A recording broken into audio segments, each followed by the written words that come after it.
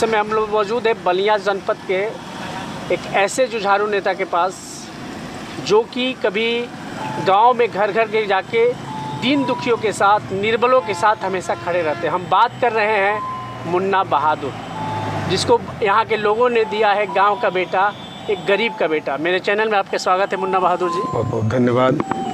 मैं जानना चाहूँगा कि जो 2022 के विधानसभा का चुनाव है उसमें मुन्ना बहादुर जो कि बीजेपी नेता से प्रसिद्ध है पूरे फेफड़ा विधानसभा में, तो उनका भूमिका क्या होगा और किस प्रकार से वो अपनी पार्टी के लिए खड़े रहेंगे?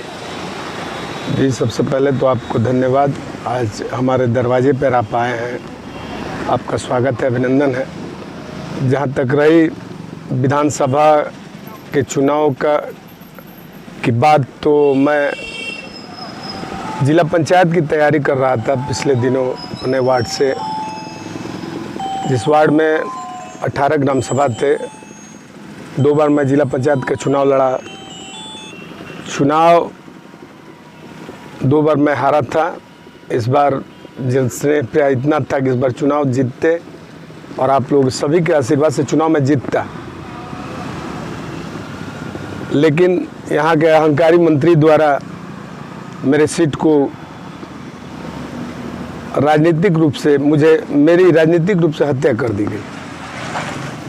तो मैं तब उस समय विचार बनाया कि जनता के बीच गया और सारे गांव में, चाहे वो आदर्श नगर, राजीमा, फिर रट्टूचक, नगीना नगर, दानीगिरी का मठिया, वैनार नगर, चौबेपुर, दुमदुमा, पकड़ी, सनीचरा, कटरिया, कोपुरी, नारायणपुर, भांवरकुल, बेदौली, नरही, बैरिया, चिरमिया, बघड़ा, मोहन, बघेजी, गंगारा, थमनपुरा, हसनपुरा, इंद्रपुर, नई बस्ती, कोट मझरिया, भिखारी, पुनजूर, पुरामपुर, चिट, धर्मपुरा, बनरही, मिड्ढा, चाहे निधरिया, गरसंडा, भगवान, पुराम, डरी, पाणेपुर, नसीराबाद, धरामपुर, देवरिया, कलम, मुबारकपुर से होते हुए मालदेवपुर तक मैं अपने लोगों के बीच गया। लोगों ने कहा कि मुन्ना बहादुर, अगर आपकी राजनीतिक हत्या कर दी गई है तो आप विधानसभा चुनाव लड़िए।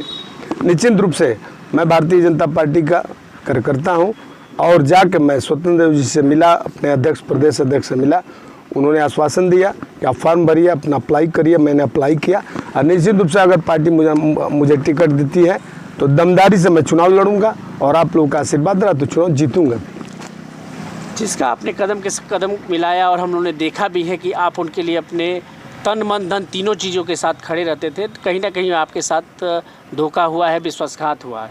अगर वही मंत्री, वही जो फेफड़ा विधानसभा के विधायक भी हैं, अगर वो पुनः बीजेपी का टिकट लेके आते हैं, उस समय मुन्ना बहादुर का फेफड़ा विधानसभा में क्या रोल होगा और उस समय मुन्ना बहादुर क्या करेंगे? बिल्कुल विरोध करेंगे, खुल के विरोध करेंगे। भले ही अपने बड़े नेतृत्व वाले नेताओं का जाके भारतीय जनता पार्टी का वोट मांगूंगा, लेकिन यहाँ अपने ज़मीन पर मैं उनका विरोध करूंगा। वो आएंगे तो विरोध करना है, क्योंकि विरोध के वजह से ही मुझे सीट से अलग किया गया। तो मैं भी विरोध करूंगा। जैसे लगता था, जैसे जान जवानी जमाना, खून पसीना लगा के मैं उनको सींचा था, उनको बड़ा किया था। निश्चित रूप से मैं आने वाले चुनाव में अगर वो लेके टिकट आ रहे हैं तो मैं उनका विरोध करूंगा। हाँ, दूसरे नेताओं को टिकट मिलता है, दूसरे लोगों को, चाहे मुझे क्यों नहीं मिले, अगर दूसरे लोगों को मिलता है तो मैं उनके लिए जान जवानी जमाना, खून पसीना लगा के उनके लिए कदम से कदम मिलाकर भारतीय जनता पार्टी का कमल खिलाऊंगा।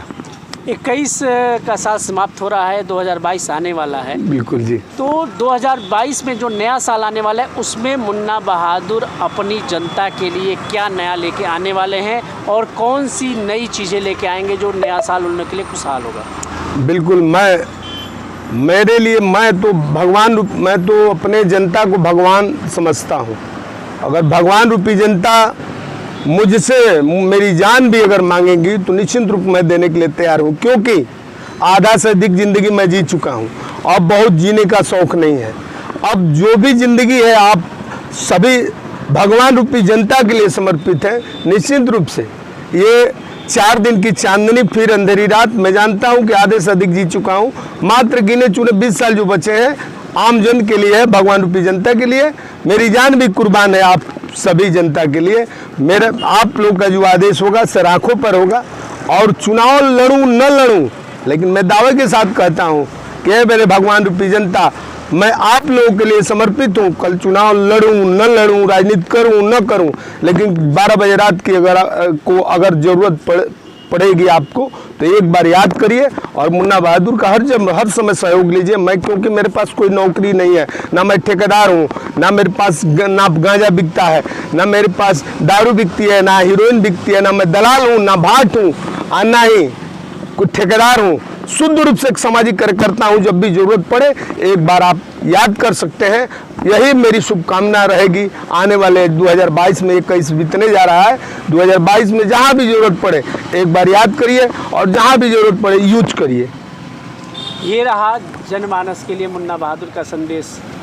जनता मेरे लिए भगवान है, मैं जनता का सेवक हूँ। इसी नारे के साथ 2022 में आगे बढ़ने वाले हैं। फेफना विधानसभा में मुन्ना बहादुर का राजनीतिक पड़ाव क्या होगा, हर खबरों के साथ मैं बना रहूँगा मुन्ना बहादुर के लिए। आगे की खबरों के लिए मेरे साथ बने रहिए। मैं वेद प्रकाश सिंह, सीधा संवाद।